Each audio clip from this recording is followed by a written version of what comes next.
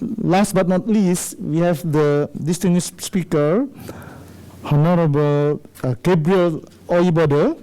He is from Nigeria, a real estate consultant and businessman by professions and passionate philanthropist. Honorable Gabriel thrives on the principle of hard work and leadership by example. Leadership by example, this is a very important word. His public sector responsibilities include youth integrations and empowerment and human capacity development. Honorable Gabriel commits all of his private and public efforts for promoting peace in his dear country of Nigeria. Time is yours. Good afternoon, distinguished guests, ladies and gentlemen. I welcome you all. I bring greetings from Nigeria. I welcome you all to this wonderful session. The first speaker has actually dealt extensively with the meaning of entrepreneurship. Yes. Yeah, and I want to believe that every one of us seated here, if we begin to ask you what is entrepreneurship, you will all give us your different meaning and perspective and definitions to the word entrepreneurship. You all agree with me that the first entrepreneur we all come to know in this world today is God himself.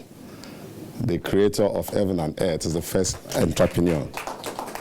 Whether you like it or not, he is the first entrepreneur I want to observe here. Definition is mine. I say that because he created the heaven and the earth, and he made man in his own image, and he put man on earth to till the garden. Is it not so? And man started his business by tilling the earth. He said we should dominate the earth.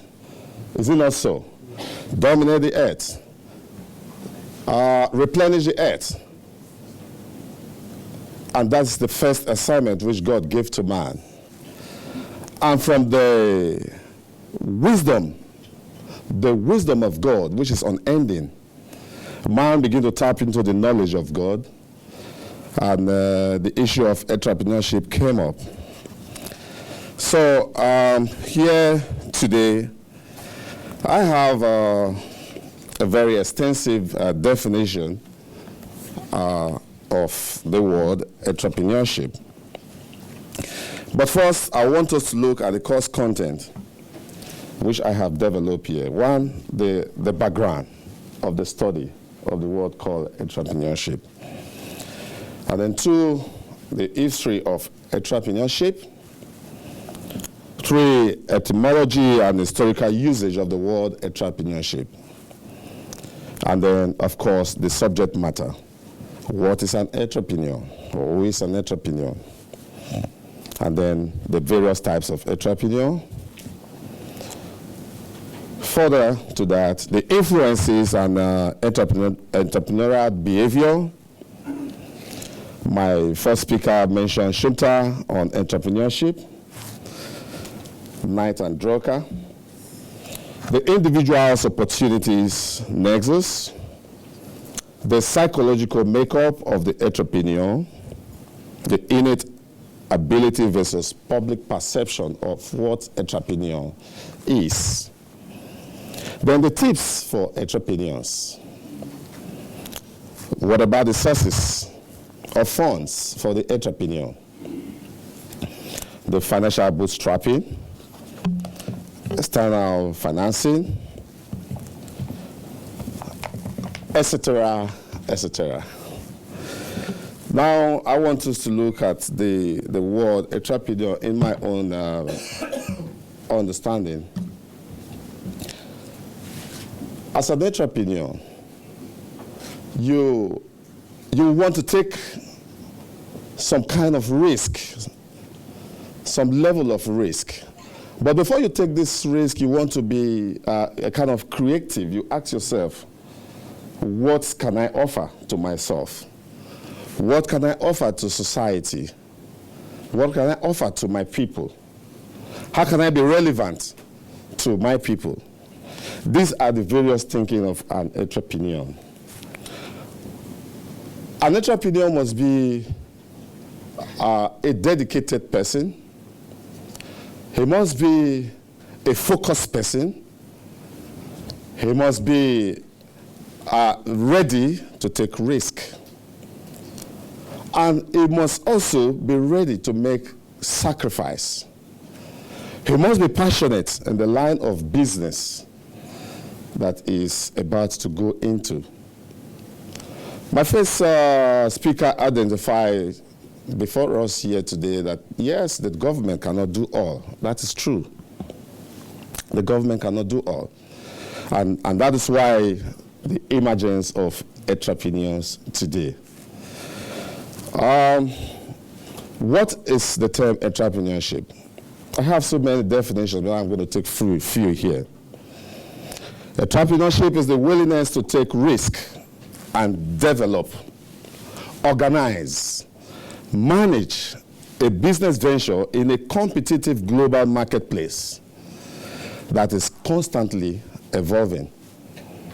The world is a stable place today, but new things are coming up every day. New ideas, new technology, new innovations are coming up every day. This is as a result of people who sit down, men and women of resource character. They come together, sit down, and begin to think, what can I offer my people? What can I offer the world? Entrepreneurs are pioneers. They are leaders and innovators and inventors. They create ideas, new ideas, innovate, and create good initiative in order to do what? To improve society.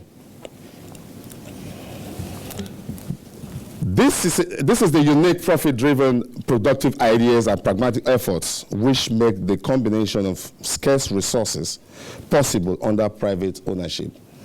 When we talk about entrepreneurship, we want to be our own boss. We want to leave the government aside.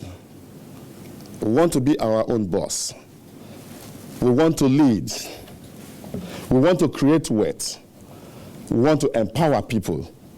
We want to create jobs. We want to create goods and services to meet the needs of the people. This and many more, the entrepreneur put together in order to form his own business.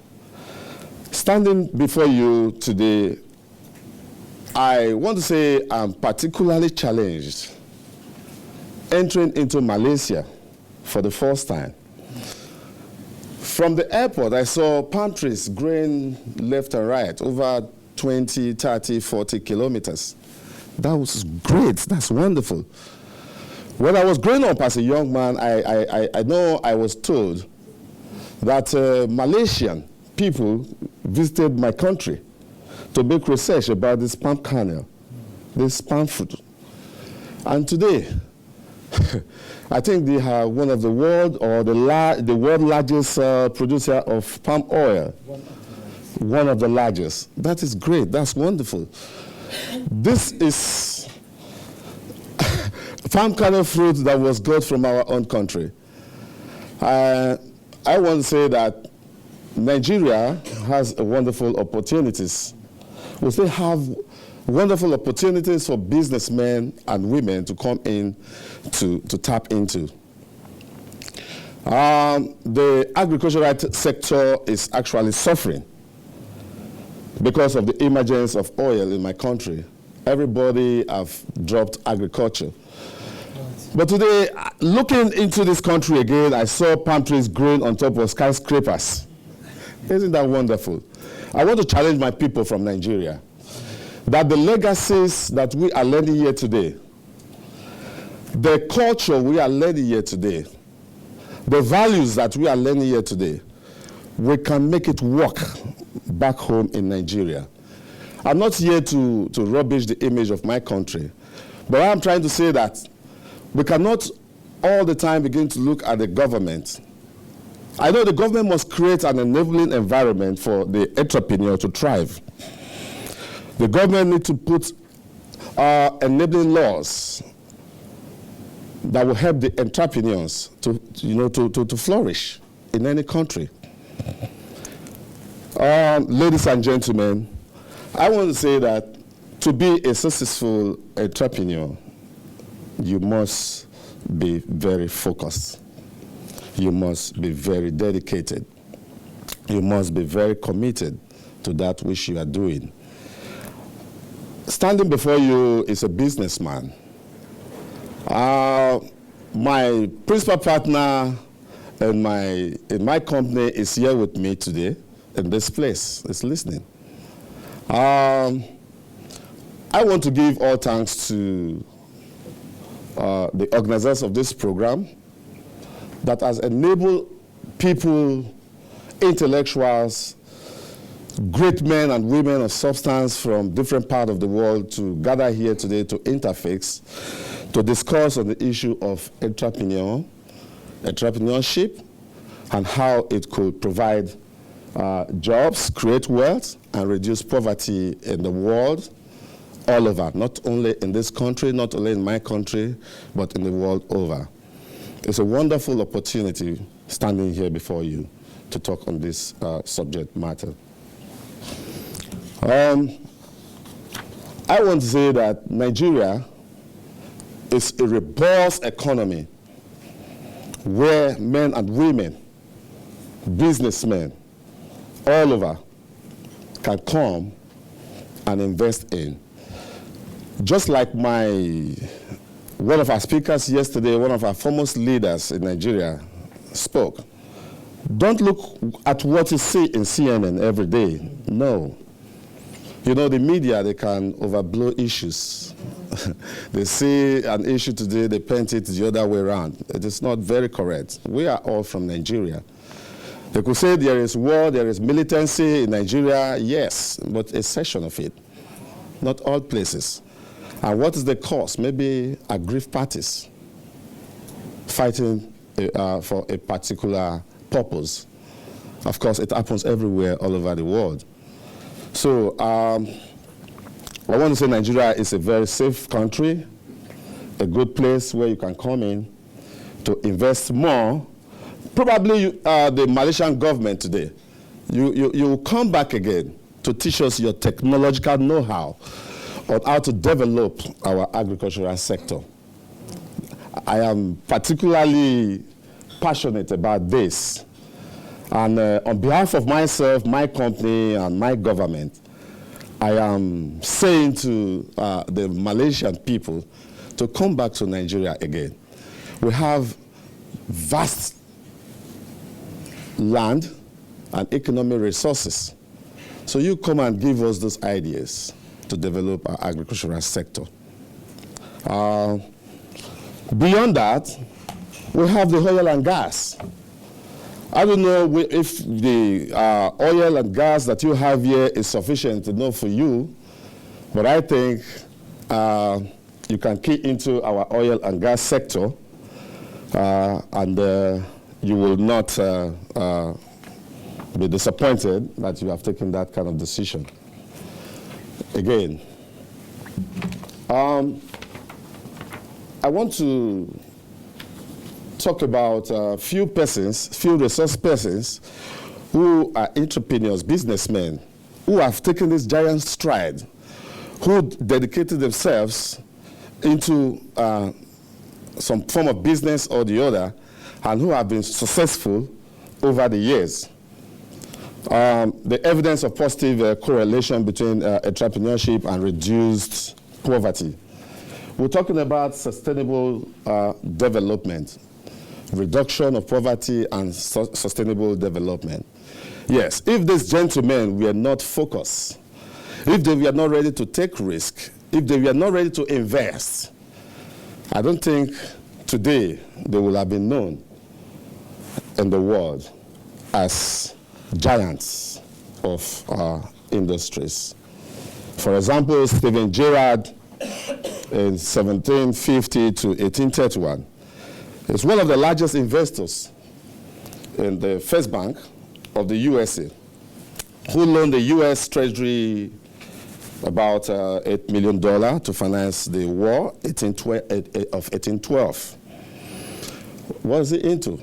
It's into shipping. That's an entrepreneur.